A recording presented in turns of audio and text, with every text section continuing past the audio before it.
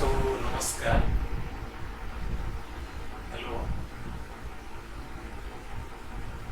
ଓଡ଼ିଶାରେ ତ ଓଡ଼ିଆମାନଙ୍କର ପଖାଳଟା ବହୁତ ପ୍ରିୟ। ବର୍ଷ ସାରା ପ୍ରାୟ ପଖାଳ ଖାଆନ୍ତି ଲୋକମାନେ, କିନ୍ତୁ କେଜାଣି କାହିଁକି ଖରାଦିନ ଆସିଲେ ପଖାଳର ମହତ୍ତ୍ୱଟା ଟିକେ ବେଶୀ ବଢ଼ିଯାଏ। ଆଉ ପଖାଳଟା ଖରାଦିନେ ପ୍ରାୟ ସବୁ ଲୋକମାନେ ଖାଆନ୍ତି। ଏମିତିକି ଆମର ଇଣ୍ଡିଆ ସାରା ବି ଲୋକ ଖାଉଛନ୍ତି, ଧୀରେ ଧୀରେ ଏବେ ଖାଇଲେଣି। ଆଉ ଚାଲ ଦେଖିବା ଖରାଦିନିଆ ମାନେ ସାଦା ପଖାଳ, ମାନେ ଏଥିରେ ଆଇଁଷ କିଛି ନାହିଁ, ଆମିଷ କିଛି ନାହିଁ, ଖାଲି ସାଦା। ଚାଲ ଦେଖିବା।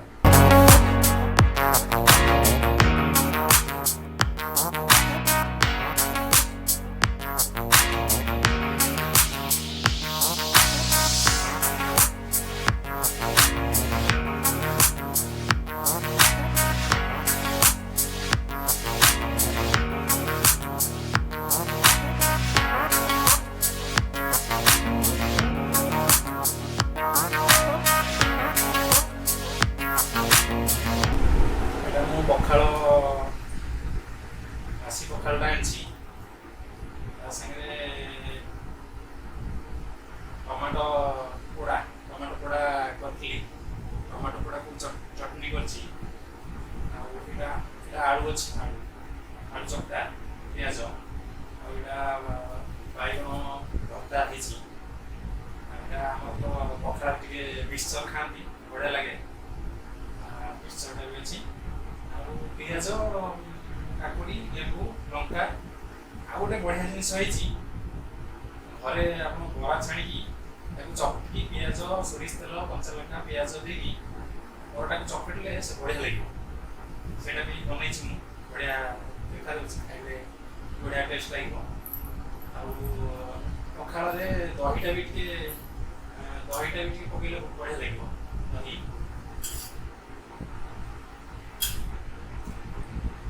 ଦହିଟା। ଆଉ ଗୋଟେ ବନ୍ଧୁ ବଢ଼ିଆ ଜିନିଷ ବନେଇଛି, କଞ୍ଚା ଆମ୍ବ ଗଛରୁ ଆଣିଛି। ଏଟାକୁ ପୁରା କାଟିକି ଲଙ୍କା ଦେଇକି ଲୁଣ ଦେଇକି ଦେଖନ୍ତୁ କେମିତି ଦେଖାଯାଉଛି, ବଢ଼ିଆ ହେଇଛି। ଆଉ ଆମେ ବାପ ଝିଅ ଆଜି ପଖାଳ ଖାଉଛୁ, ଖରାଦିନିଆ ପଖାଳ। ମୁଁ ତ ଅଫିସ ଗଲାବେଳେ ପ୍ରାୟ ଖାଏ ପଖାଳ। ଆଉ ଏଇଟା ଗୋଟେ ଛୋଟ ଭିଡ଼ିଓ ଆମେ କରିଛୁ ପଖାଳ ଖାଇବାର, ଆପଣଙ୍କୁ ନିଶ୍ଚୟ ପସନ୍ଦ ଆସିବ।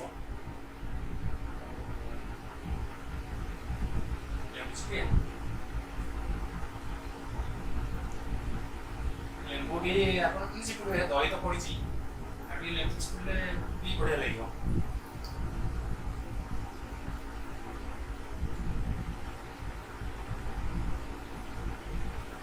ଲେମ୍ବୁଟା ଚିପୁଡ଼ି ଦେଲି, ସବୁ ରେଡ଼ି ହେଇଗଲା।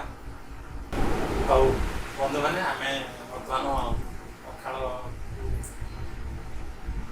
ଖାଉଛୁ, ବଢ଼ିଆ ଲାଗିବ। ଖାଅ।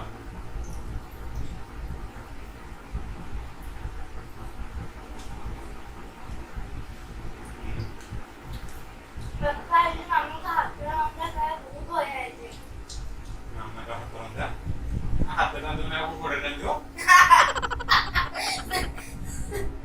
ମଜା କରୁଛୁ। ବଢ଼ିଆ ହେଇଛି। ଆଉ ଏ ଆମ୍ବଟା ପୁରା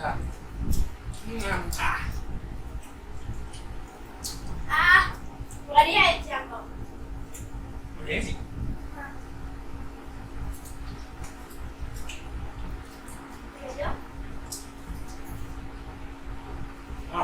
ବରାଟା ବଢ଼ିଆ ଲାଗୁଛି।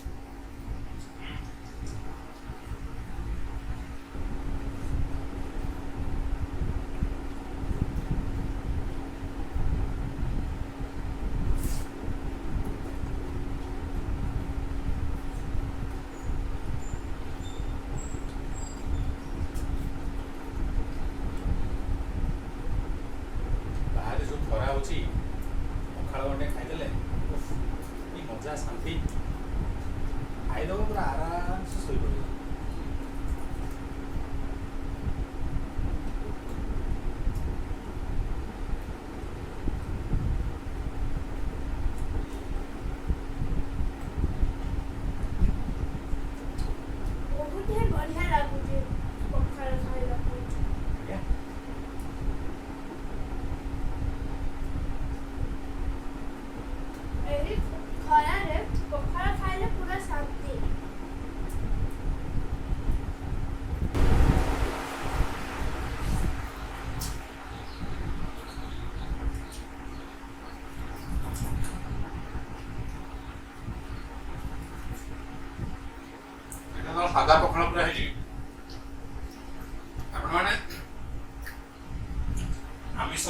ଚିଙ୍ଗୁଡ଼ି ଭଜା କଲେ ବଢ଼ିଆ ଲାଗିବ, ମାଛ ଭଜାରେ ପଖାଳ ବଢ଼ିଆ ଲାଗିବ, କିନ୍ତୁ ଆମେ ସାଧା ଖାଉଛୁ।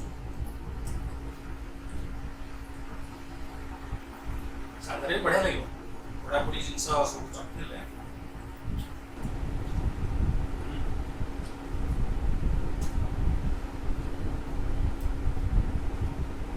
ଆପଣମାନେ ବି ନିଶ୍ଚୟ ଏସବୁ ଆଇଟମ୍ କରିକି ଖାଇବେ।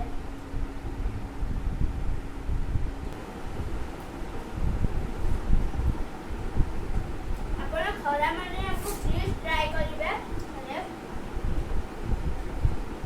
ଖରାଦିନ ସବୁଦିନ ବି ଖାଇପାରିବେ, କିଛି ନହେଲେ ବି ପଖାଳ ଆଳୁ ଚକଟା କିଛି ଭଜା ବହୁତ ବଢ଼ିଆ ଲାଗିବ। ଆଜ୍ଞା।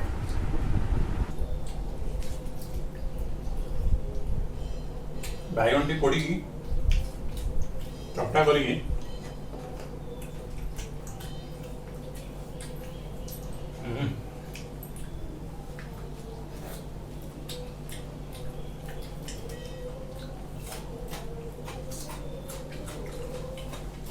ମତେ ତ ଆମ୍ବଟା ବଢ଼ିଆ ଲାଗୁଛି, ଆମ୍ବଟା ଆମ୍ବଟା ବହୁତ ଖଟା।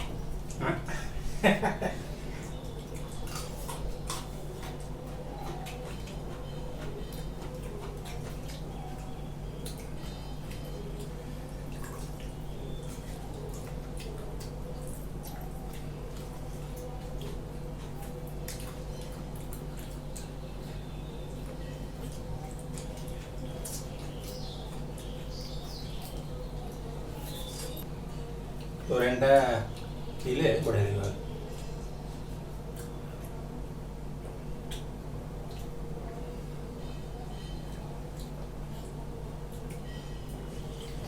ଆହା କି ଶାନ୍ତି, ଦହି ତୋରାଣୀଟା ବଢ଼ିଆ ହେଇଛି।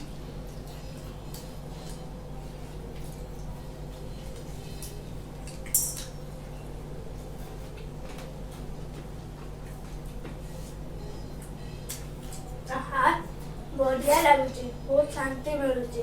ହଁ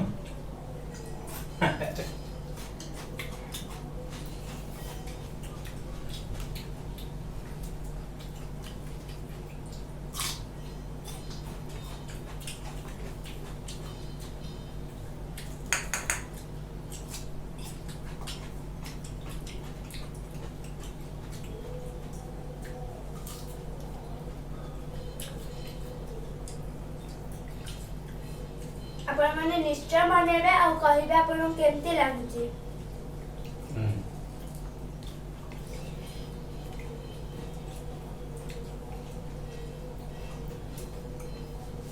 ପଖାଳ ତ ବଢ଼ିଆ ଲାଗେ, ବାସି ପଖାଳଟା ଆହୁରି ଭଲ ଲାଗିବ। ଆପଣ ବାସି ପଖାଳ କରିକି ଖାଆନ୍ତୁ, ବଢ଼ିଆ ନିଦ ଆସିବ ତାପରେ ଖାଇସାରିଲା ପରେ।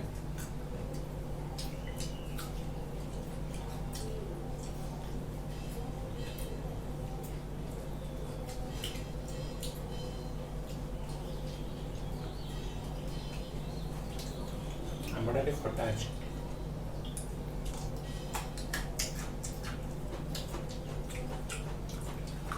କିନ୍ତୁ ବଢ଼ିଆ ଲାଗୁଛି।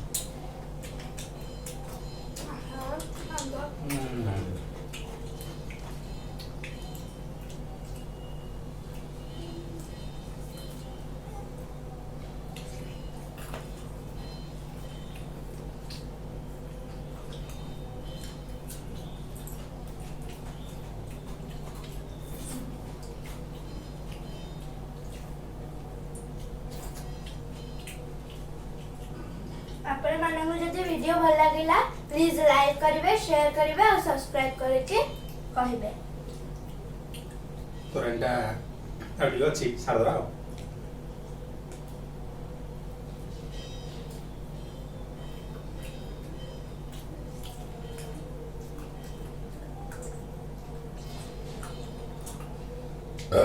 ସବୁତକ ତୋରାଣୀ ସଫା କରିଦେଲି।